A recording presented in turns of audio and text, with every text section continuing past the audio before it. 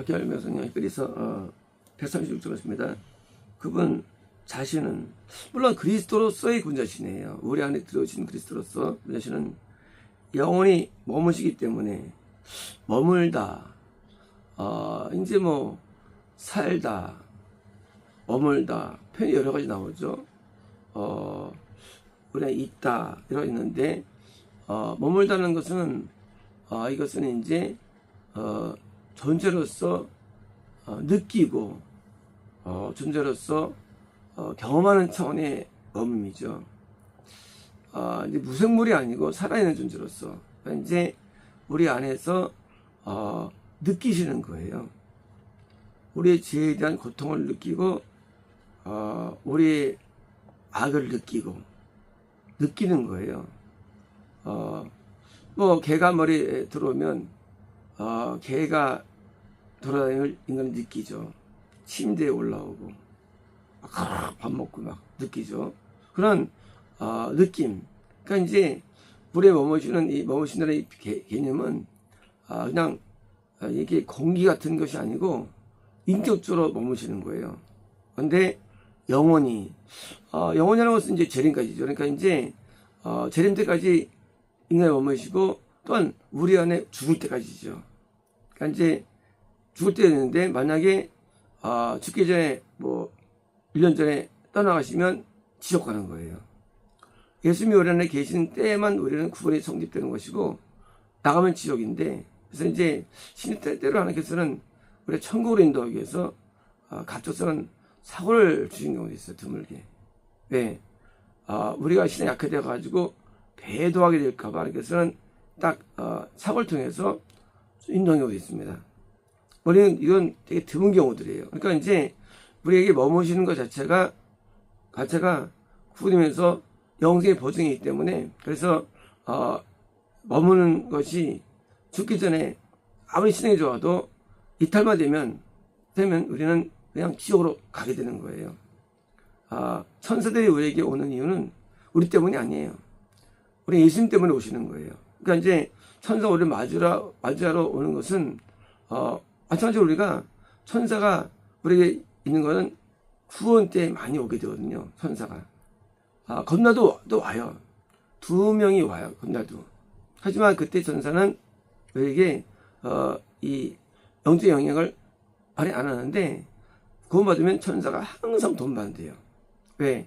예수님 때문이에요. 예수님을 호위하러 오십니다. 그래서 이제 예수님이 오기 때문에 우리가 항상 그 머무는 중으로서 천사들이 동행과 보호와 인도와 해서 이제 엘리에셀이 이제 그 이삭을 부인을 만들어주기 위해서 갈 때 천사들이 동행이 있었죠.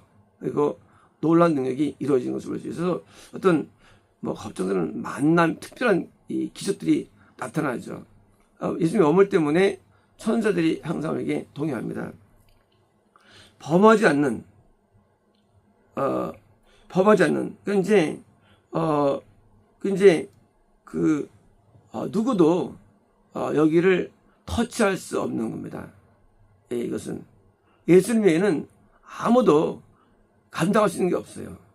예수님은 하나님 자신이고 죄가 없으시고 어린 양으로서 우리에게 십자가를 짊어지시고 동시에 또 하나님의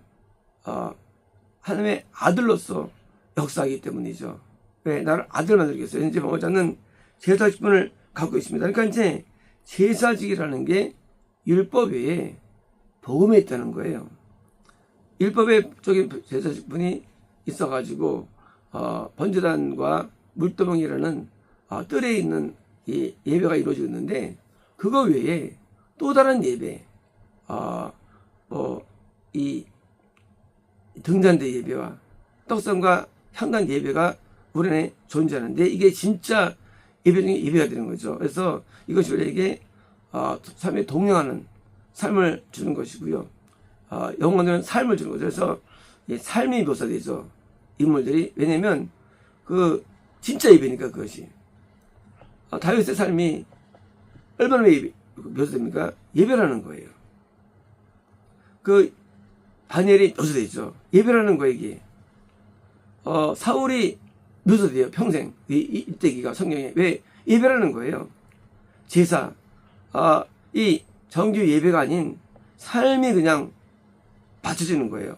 왜냐면 예수님이 우리 안에서 계시면서 예배가 이루어지는데 그 예배가 진짜 예배죠. 그러니까 이제 눈에 보이는 예배보다 훨씬 강력한 예배, 삶의 예배가 되는 겁니다. 그래서 우리 머무시면서 우리와 동행하시고 우리를 가르치시고 우리를 깨닫게 하시고 우리에게 의로 인도해 주시고 평안으로 인도해 주시고 하나님의 은혜를 공급해 주시는 이 실제 삶 가운데의 역사, 이게 진짜 예배인 거예요. 동시에 내가 죄를 지을 때마다 죄의 값을 지불하시고 고통을 당하시고 짊어지시는 이 날마다 내 짐을 짊어지시고 모든 염려와 걱정과 근심을 다 맡으시고 두려움과 그리고 모든 초조함을 다 맡으시고 우리의 모든 고통을 짊어지는 그리스도의 예배가 진짜 예배인 거죠. 그러니 우리가 예수님이야말로 하나님께 나아갈 수 있는 유일한 통로가 되는 것입니다. 통로가 된다는 것은 이론이 아니에요. 실제로 하나님께 나아갈 수 있는 천국의 통로. 우리가 천국은 하나님 아버지가 성부 하나님이 주인인 장소가 천국입니다. 우리가 이 하늘의 나라는 세분 하나님이 동등되시로 저희 주인이시지만 그러나 주권자로서 처음에 성부 하나님께서 있는데 우리가 성부 하나님께 내가 인정받기 위해서 필요한 거 두 단계. 하나는 의로워져야 되고 죄값을 지불하는 두 개를 이루시는 거예요.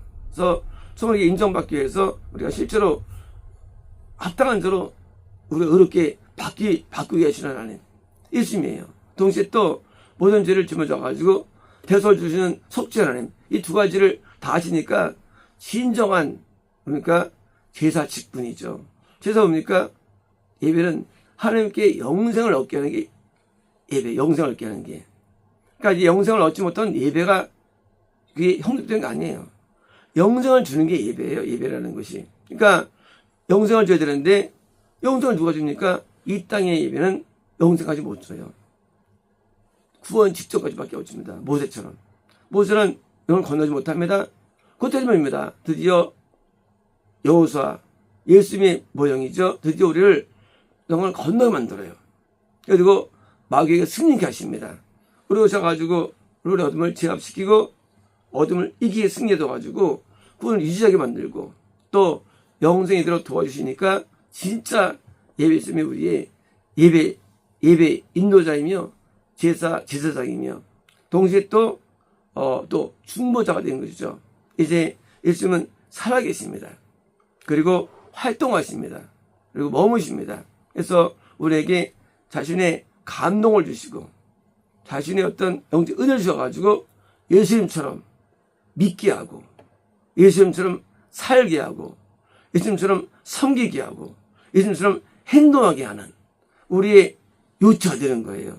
예수님이 아니면 절대로 하나님 믿음을 가질 수 없습니다.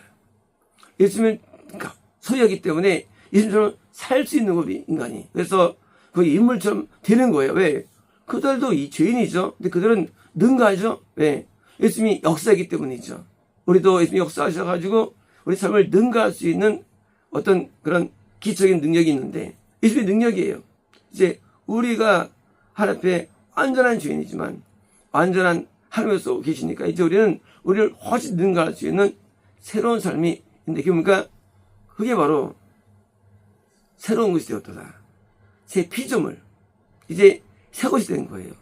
그 새 것이 되었다는 것은 내가 변하는 게 아니고 내 안에 그리스도께서 역사하셔가지고 나를 내 몸을 지배하시고 내 생활을 지배하셔가지고 하는 그런 새 것이에요. 그래서 이제 예수님은 새 포도주 새 것이에요.